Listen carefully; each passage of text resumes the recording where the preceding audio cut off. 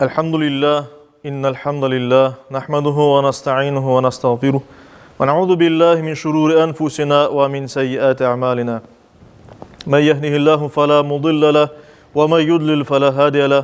Neşhedü en la ilahe illallah vahdehu la şerike leh ve neşhedü enne Muhammeden abduhu ve rasuluhu erseleh.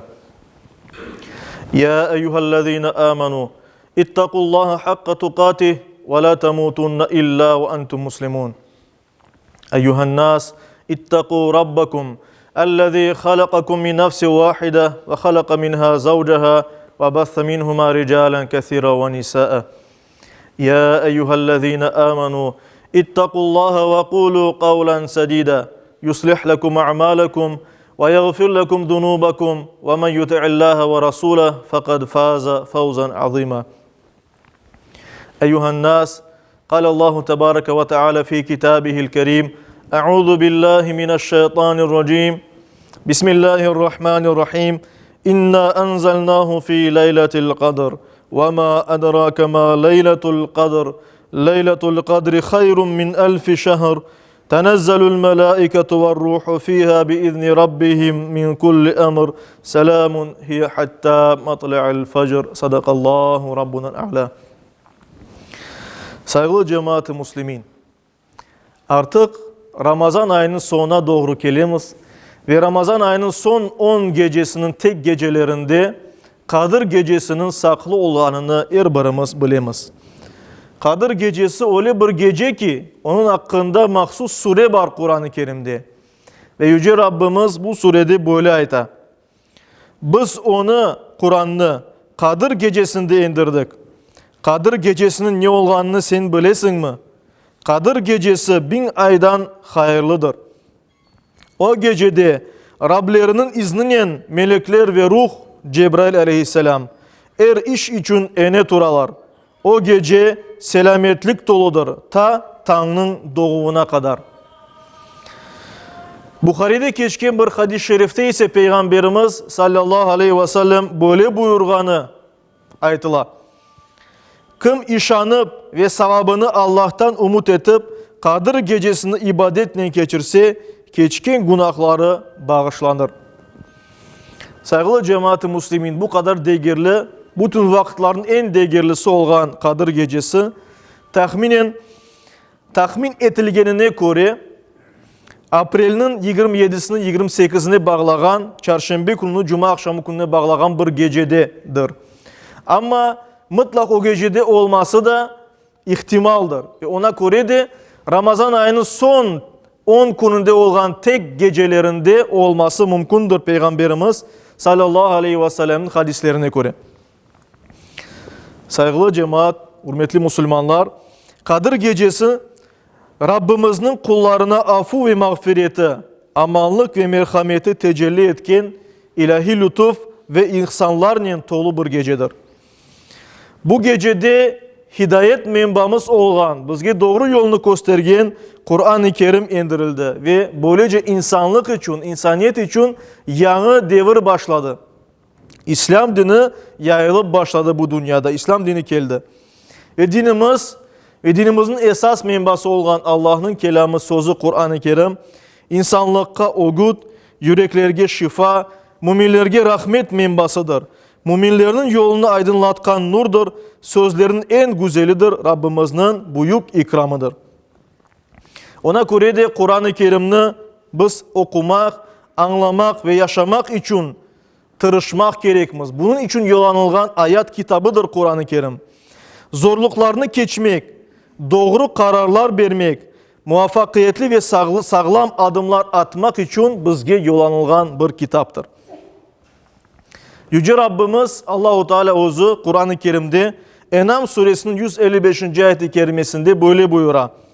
İşte bu Kur'an indirgenimiz mübarek bir kitaptır. Şuna uyun ve Allah'tan korkun ki sizge merhamet etilsin.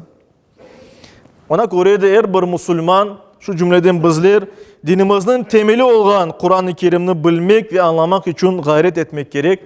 Ramazan'ı fırsat bulup, bu günlerini fırsat bulup Kur'an-ı Kerim okumağa öğrenmek, dinimizin temelini öğrenmeye tırışmalı elbet. Özümüz ve yakınlarımız, ballarımızga da bunu aşılamak, öğretmek gerekmez. Kur'an-ı Kerim mukaddestir deyimiz biz. Elbette. Ama bunun Kur'an-ı Kerim'i törge asmak nen toktamamak gerek. Elbette biz en yüksek yerge koyarmız. Yüreğimizge basarmız Kur'an-ı Kerim'ni, öpermiz. Ama en esası onu okumak ve Kur'an boyunca yaşamaya tırışmak gerek. Ve Kadir Gecesi de bu öğrenmekini başlamak için güzel bir fırsattır. İnşallah Yüce Rabbimiz şu günlerde her birimizge Kur'an-ı Kerim'i okumaya ve onu bu kitap boyunca yaşamaya nasip eylesin inşallah. Kadir Gecesi'nde ise o kadar savabı çok olan bir gece, o kadar faziletli bir gece aysa bu gece olması mümkün olan her bir gecede, yani Ramazan ayının son bu 10 günündeki olan hususan tek gecelerde çokça ibadet yapayık. Nafile ibadetler, en birinci farz olan ibadetlerini yerine getireyik. Ondan sonra da nafile özümüzden ibadet eteyik. Koşumça özümüzden namaz kılayık, Kur'an okuyuk, zikir eteyik, dinimizni öğrenmeye tırışayık. Ve bunun elbette ki savabı çok ve çok olacak. Sanki ömür boyunca yapkanımız dayın yeter ki biz buna ıntılayık. Bir de en büyük ibadetlerden biri tefekkür etmek gerekmez. Tefekkür yani düşünmek gerekmez. İbretlen men bu dünyada ne yapam, kayda ketem, doğru hareket ettim mi, insanlarını incittim mi, buna bu hareketlerim doğru oldu mu dinimizge göre, ya da men ne yapsam daha da yaxşı bir şey yapıp olurum diye, ya da ne yapsam Kur'an'tam için daha yaxşı bir şey yapıp olurum diye faydalı her şeyini ibadet niyetinin düşünsek, yapmaya gayret etsek Allah-u Teala savabını arttırır inşallah. Bir bakınız, mübarek olan bir gecede biz sadece düşünsek ne yapabilirim ben? Umurumu nasıl doğru yola koyayım? Ballarımı nasıl terbiye edeyim? Düşünsek bile bu bizge kat kat pek çok savap getirir inşallah. Ona göre de bu yönde de tırışayak saygılı cemaat-i muslimin. Ve elbette bir kimsenin canını ağırtkan olsak ya da bizim canımız bir kimsege ağırsa bağışlayık, elal eteyik ve başkalardan da elallık sorayık inşallah. Gelecekte bütün yaman hareketlerden uzak olmaya tırışayık. Yüce Rabbimiz hayırlısını bu Kadir Gecesini geçirsek bütün günahlarımızı affı edeceğini bizge bildiriyor. Aysa temiz yürek ile, temiz geçmiş ile doğruğa her daim doğru olarak ketmege Yüce Rabbimiz bizge nasip eylesin. Bir de mühim bir husus var saygılı cemaat. Hürmetli Müslümanlar, evlatlarımızga bu Kadir Gecesinin kıymetini öğreteyik. Kadir Gecesi ne kadar mühim olduğunu öğreteyik. Onlarını sen daha küçükenesin bar yukla aytmak yerine hiç olmadım gecenin bir kısmını onlarla beraber geçirip onlarga da ibadet yaptırmak. Sadece namaz kılmak değil, namaz da kılmak mümkün, Kur'an da okutmak mümkün, zikir de çekmek mümkün beraber ama mesela dinimiz hakkında bir şeyler anlatmak ya da bir kitap alıp Peygamberimizin hayatı hakkında bir şeyler anlatmak balamıza o da büyük savap olur. Bu gecede küçükene de olsa bir hediyeler bereyik ballarımızga.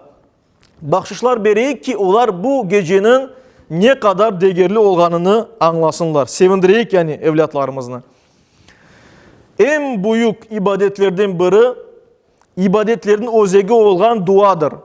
Ona göre de mübarek Ramazan ayında mübarek rast getireceğimiz Kadir Gecesinde dua etmeyi unutmayık.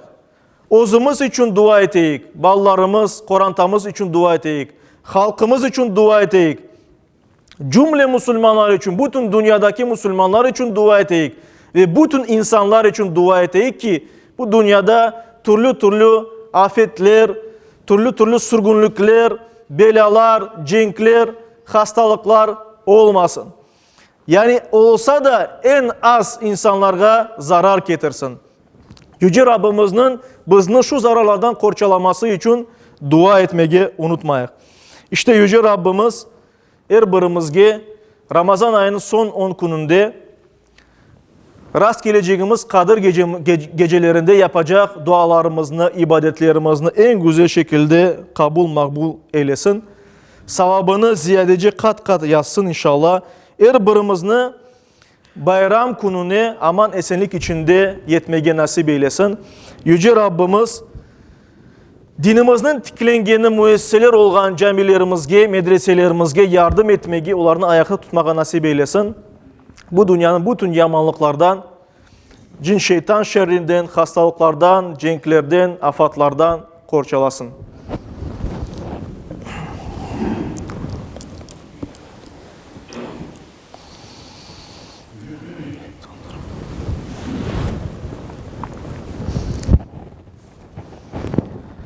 Elhamdülillah ve salatu ve selamu ala Resulillah ve usikum ve nefsel asete bi takvallah.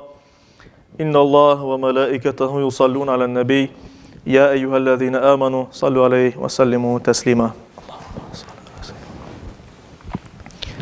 وارض اللهم عن خلفاء الأربعة أبي بكر وعمر وعثمان وعلي وعن سائر الآل والصحابة والتابعين ومن تبعهم بإحسان إلى يوم الدين وعنا معهم بعفوك وكرمك يا أكرم الأكرمين ويا أرحم الراحمين. اللهم أعز الإسلام والمسلمين. اللهم أعز الإسلام والمسلمين. اللهم أعز الإسلام والمسلمين.